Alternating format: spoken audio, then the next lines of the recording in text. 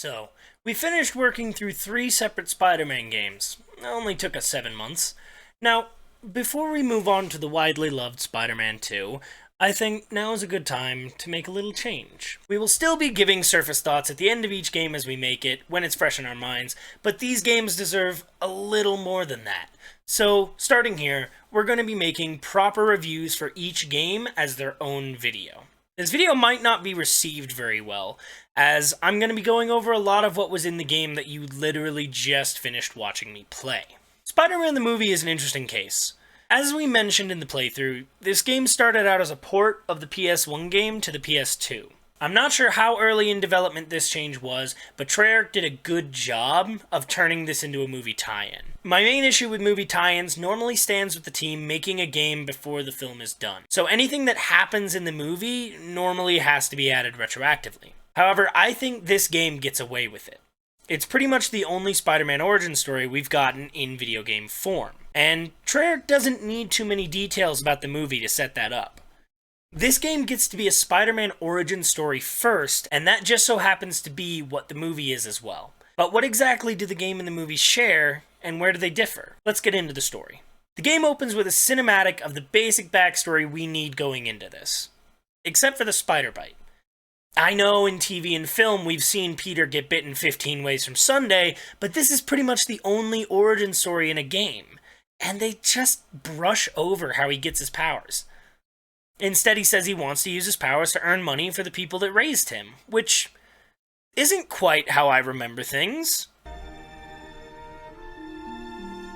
The other thing they skip over is Uncle Ben's famous line from the movie. I think it was something about a great flower and having great responses from a tree. I guess I'll never know, because all we see of it is Peter telling us that he and his uncle argued. We do get to see the robber that kills Uncle Ben, and we get to pursue his gang as the first mission. After taking out a few thugs, we get a lead on their base where the killer's hiding out.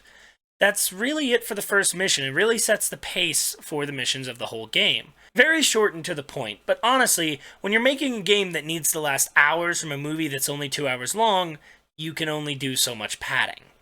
The last 2 games also had really short missions, but they were all bled together into one cohesive story, rather than broken up into these really rather short segments. Moving on from there, the next mission introduces you to the stealth mechanic.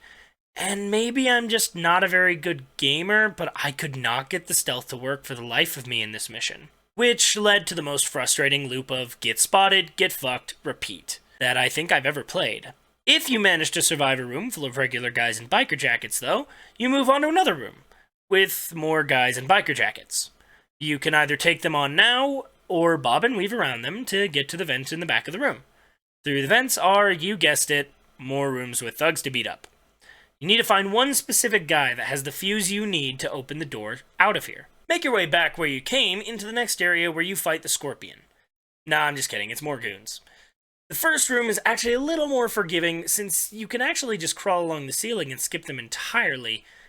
After taking out what feels like enough thugs to run a theme park, you finally confront your uncle's killer. I remember this scene in the movie. The brutality of Peter slamming this guy around the room in the dark, unable to get a clear look, till he finally sees the face of the man he's been chasing, realizing it was his own lack of responsibility that caused the death of the man who raised him. In this game, however, you're in a brightly lit room, punching him in 3 hit increments before he throws down a flash grenade, and you do it all over again. After Peter's short-term memory kicks in, he comes to the same conclusion. This is his uncle's killer.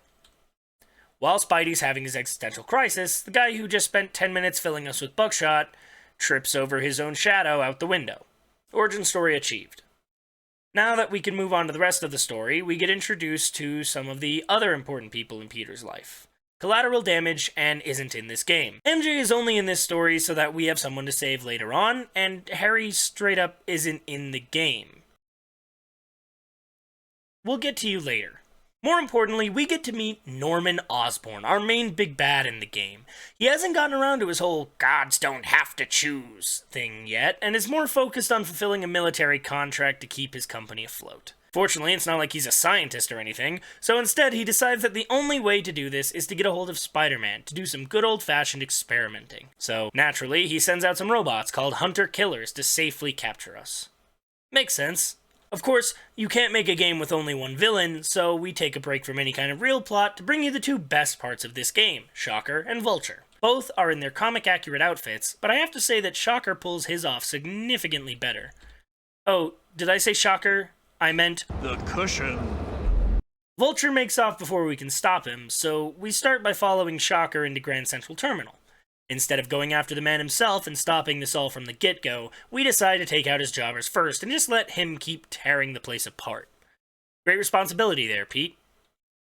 Honestly, I know this is a video game and they're going to pad it to make it last a bit longer, but Spidey could have stopped the whole thing right away by kicking Shocker in the head, webbing him to a wall, then going after the hired help. He's Herman Schultz. It's not like he has any superpowers. Anyway, he gets away, and naturally, we chase him into the subway.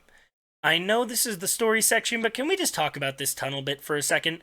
Shocker immediately switches tunnels, and you can't get a web zip to any of the safe spots in time.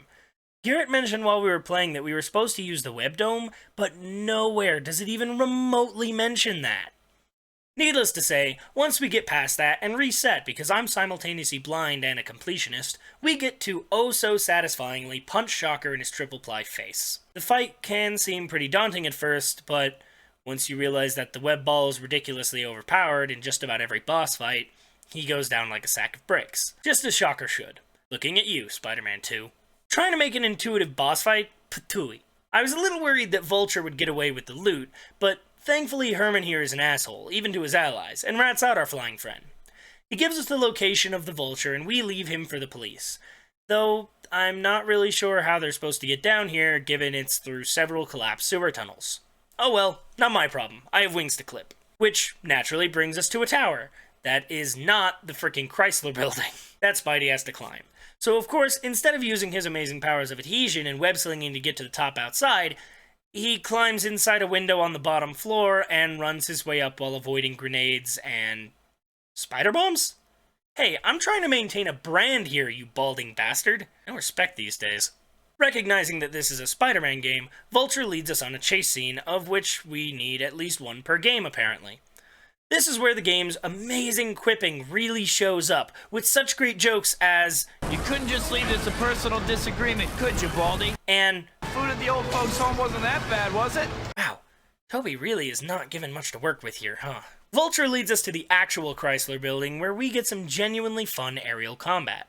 Dodging around and landing some minor blows until Vulture lands, and we can start wailing on him properly. I really feel like the Vulture section could have been a little longer, given the Shocker section felt like almost twice the length, even though it really wasn't, and we don't get to see him in another Spider-Man game for a while. Not counting the Spider-Man 2 PSP game. Why does no one talk about that? That game was really good. Now that we've taken care of Tweedledee and Tweedledodo, we can get back to our movie tie-in. Kind of. Strom has successfully reprogrammed the Hunter-Killers to seek out Spider-Man, but it's having some troubles picking him out because there's more than one reading of arachnid DNA. I have to say, it was a really bold move on Treyarch's part to include the Clone Saga in the first game, but I'm really interested to see what they can do. Oh, never mind, it's just the Scorpion. Jokes aside, I really dig this outfit for Scorpion, and they set up some stuff that I wish we'd gotten to explore more of.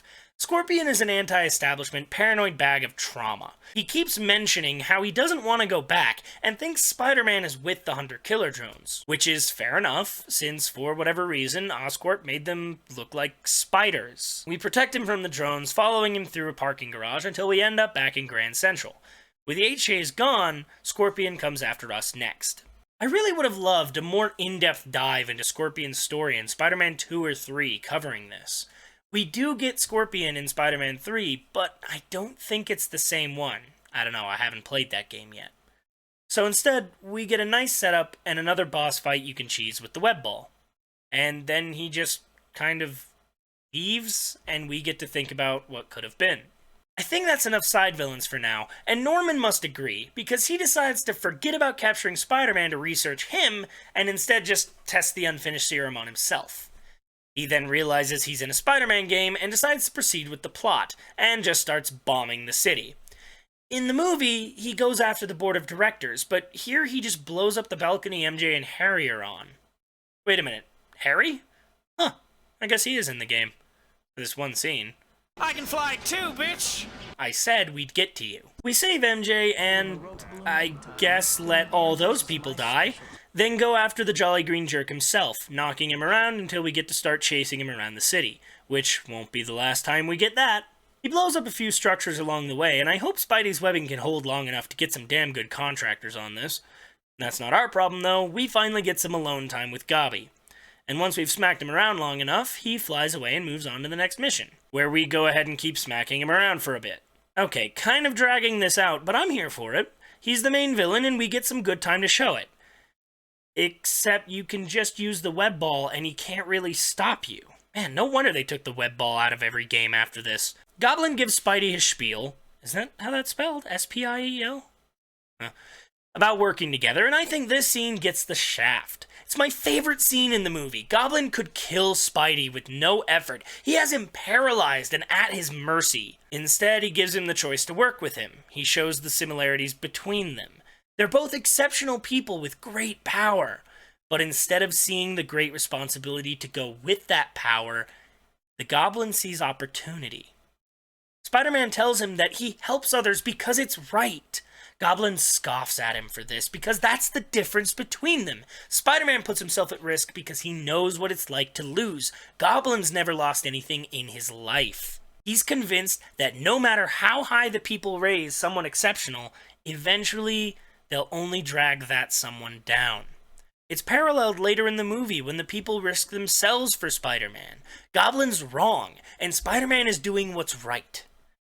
Now, in the game, Spidey has just finished whooping Goblin across New York, and then Goblin tells him he's wrong in his morals. Spidey barely has a retort at all, then Goblin tells him there are bombs to stop. Spidey makes no effort to stop Goblin from escaping, even though it really wouldn't be that hard to have webbed him before the glider got there, at least to try and stop him before going for the bombs. This is made even worse when you do stop the bombs, and Gobby is just like 3 feet to the left watching, and still has the gall to act like he was giving Spidey a life or death choice. Like he wasn't getting his ass handed to him 5 minutes ago. Of course, this follows up to the next mission where Goblin once again follows Spider-Man and uses the Razor Bats to bring him down. What, you don't remember the Razor Bats? They're those things that the Goblin throws at Spider-Man in the fire scene of the movie. I don't know why they're suddenly drones in this game, but they're too much for Peter to handle, and he has to hide to get away from them, managing to take a piece with him to study. Even though he had the upper hand and showed earlier that he was fine blowing stuff up to draw Spidey out, he just kind of leaves, which gives our hero the chance to get home and figure out just who the heck this guy is. Peter figures out that the Goblin must work for Oscorp, leading to one of my favorite missions, from a theoretical standpoint. You have to sneak into Oscorp and find 5 parts to a security code on 5 terminals without getting seen by the guards or the cameras. This was about 6 years before Arkham Asylum perfected superhero stealth, and I have to say, it runs pretty well for a rudimentary system. I know, I literally just said earlier in this video that the stealth wasn't working, but I wrote that hours ago and I changed my mind. My issue with this mission actually comes from the fact that every room in the mission looks exactly the same, and so finding the terminals can be a minor pain in the ass. I think it took me a total of 20 minutes to find all 5, which is longer than any other mission took me in the game, but maybe I'm just bad. Once you have found all 5 parts, you can get into the security door and then take a break for 3 months.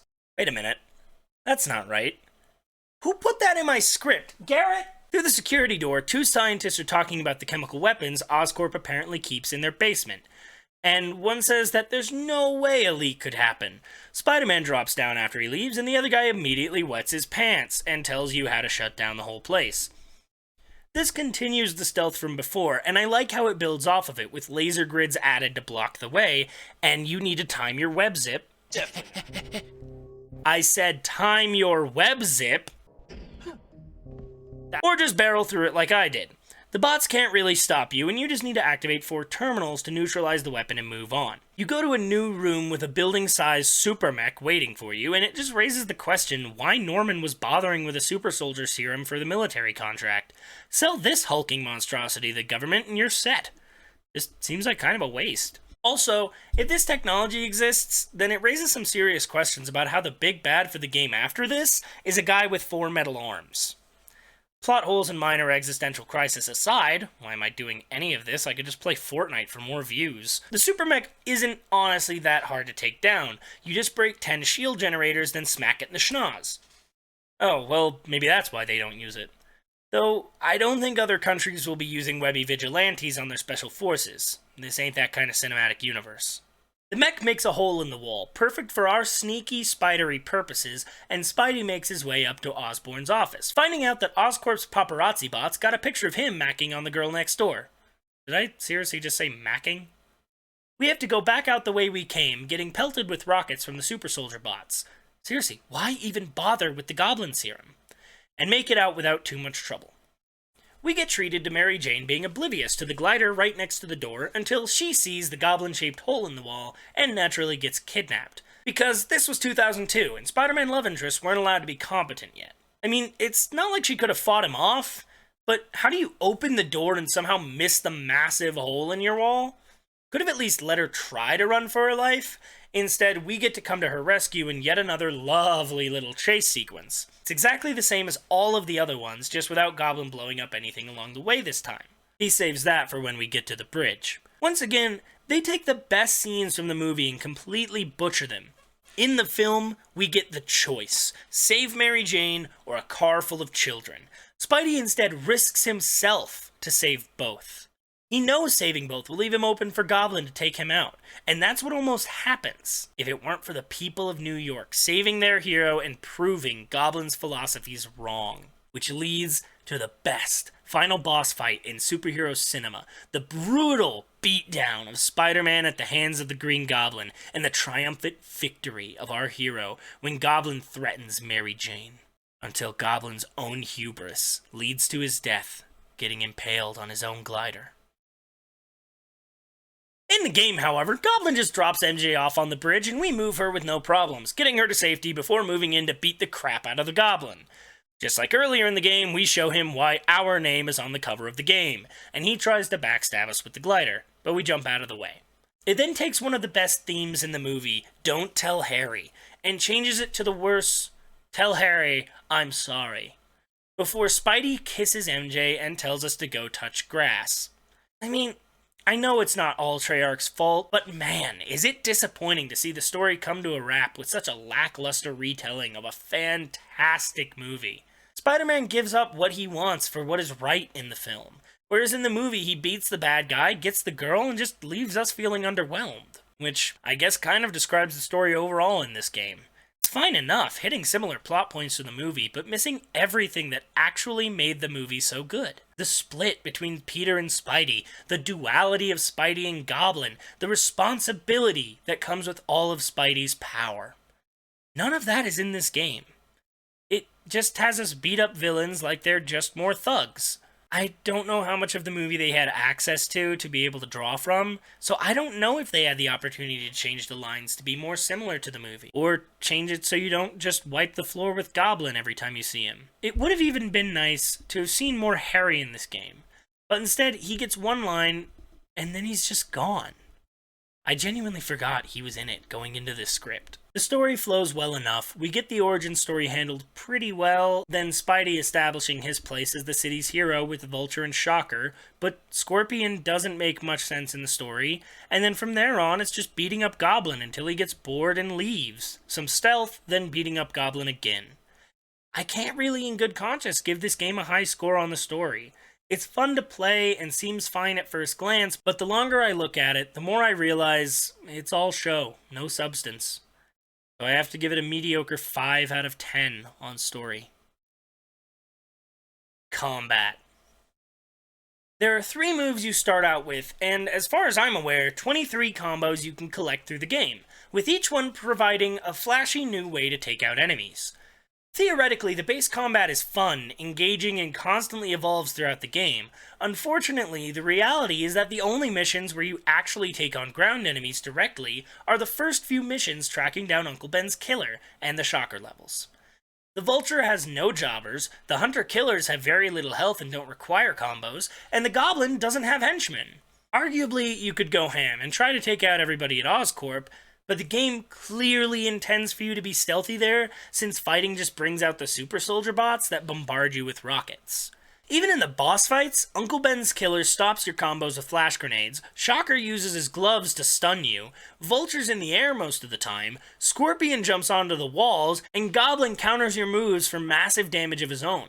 I kept making the joke about cheesing boss fights with the web ball, but honestly it's the only decent way of fighting these bosses. So the in-depth combo system that I was genuinely excited for after the bare bones punches and kicks of the last two games just left me disappointed.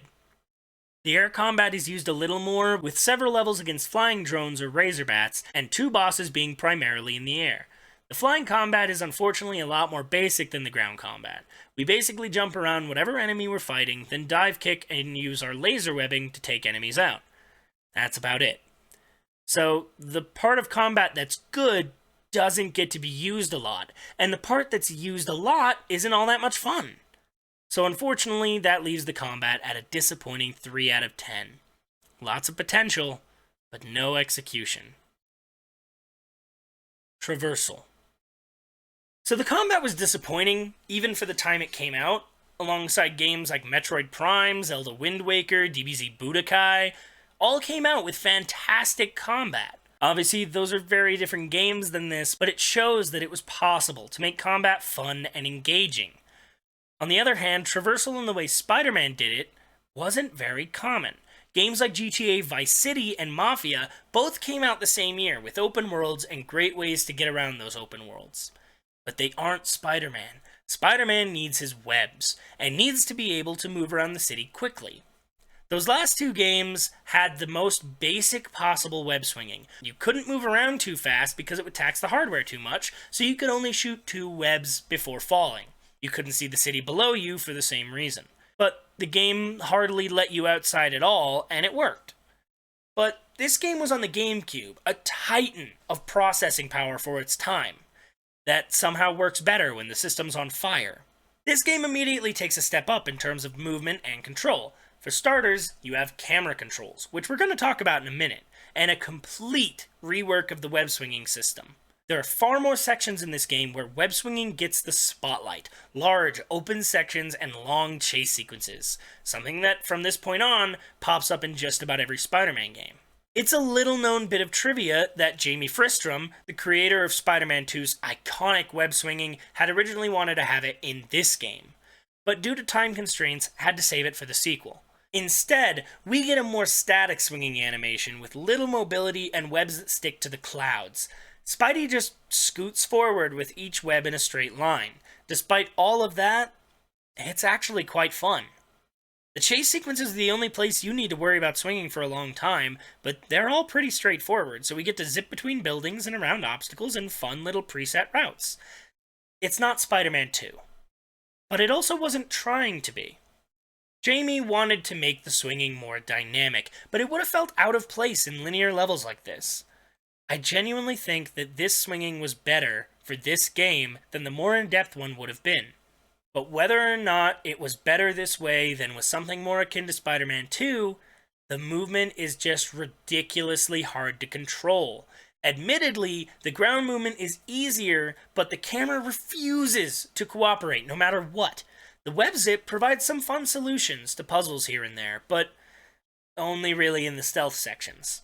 Honestly, I have to say that while this is an improvement on the last two games' traversal in some big ways, and lays the groundwork for what will be one of the best video game traversal systems in history, for now it has to sit at a pretty meager 6 out of 10.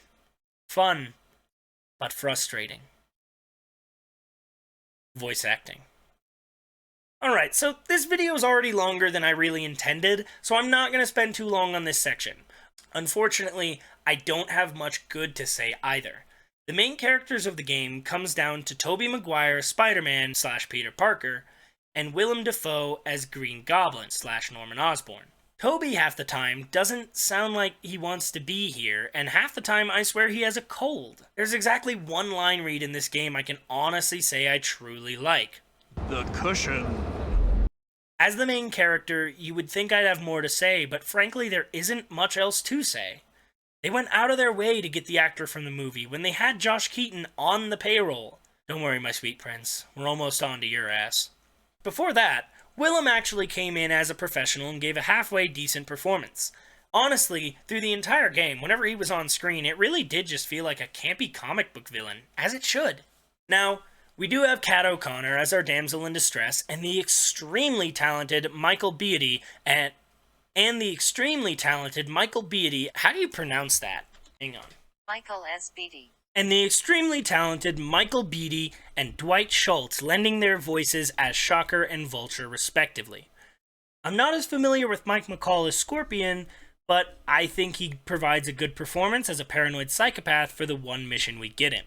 But finally, it's time to address the thing I've been hinting at for most of this video, and that's Josh Keaton's performance as Harry Osborn. I mentioned a couple times that I genuinely forgot he was in this game, because he shows up for one cutscene and then never again this game.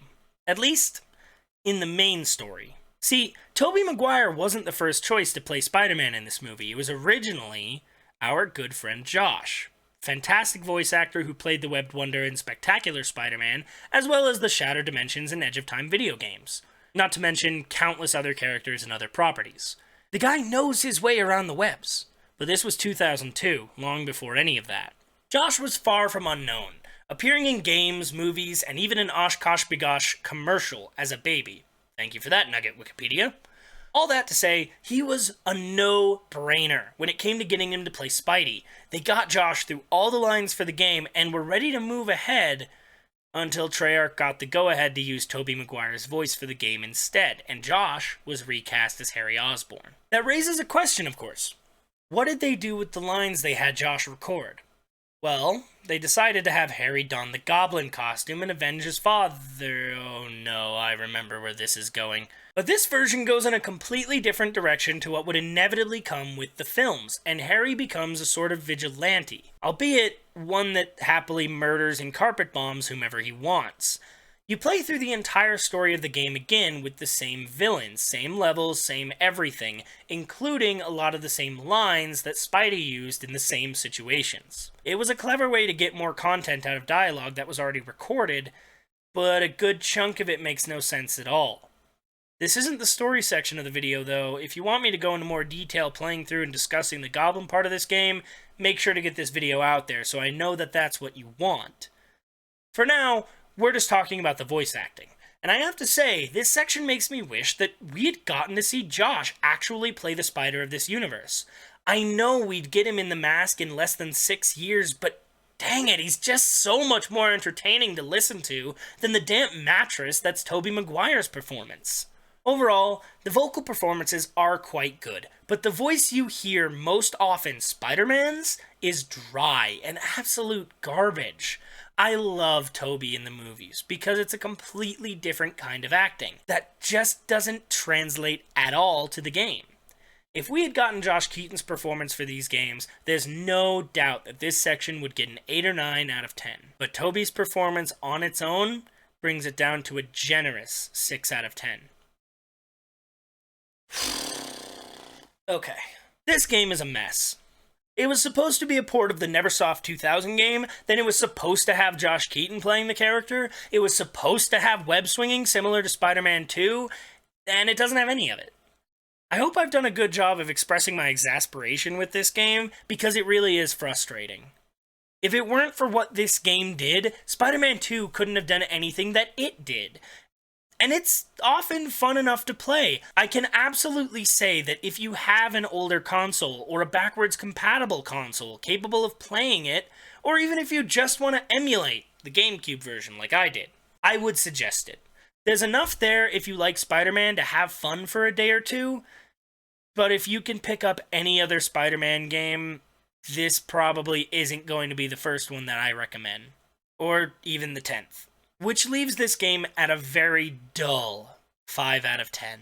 I hope that you enjoyed this video, as it's the first episode I've ever scripted in this manner. I've played through this game on the channel, and if you want to watch that to draw your own conclusion, the playlist to that playthrough, as well as the playlist to all of the Spider-Man games that we've played through the last year called the Year of the Spider, they're linked down below. I can't really afford to do this kind of thing professionally, so I ask that you please share this video so I can try and monetize these and get the opportunity to bring you more of these kind of videos. This has been the Pocket Monster Within, and as always, be gay, do crimes, and we'll see you next time. Have a good one. Though I don't think any other countries will be using webby veg... Damn. Webby veggies. Yeah, that's my life. Complicated. Looks like you're done now. Go outside and play.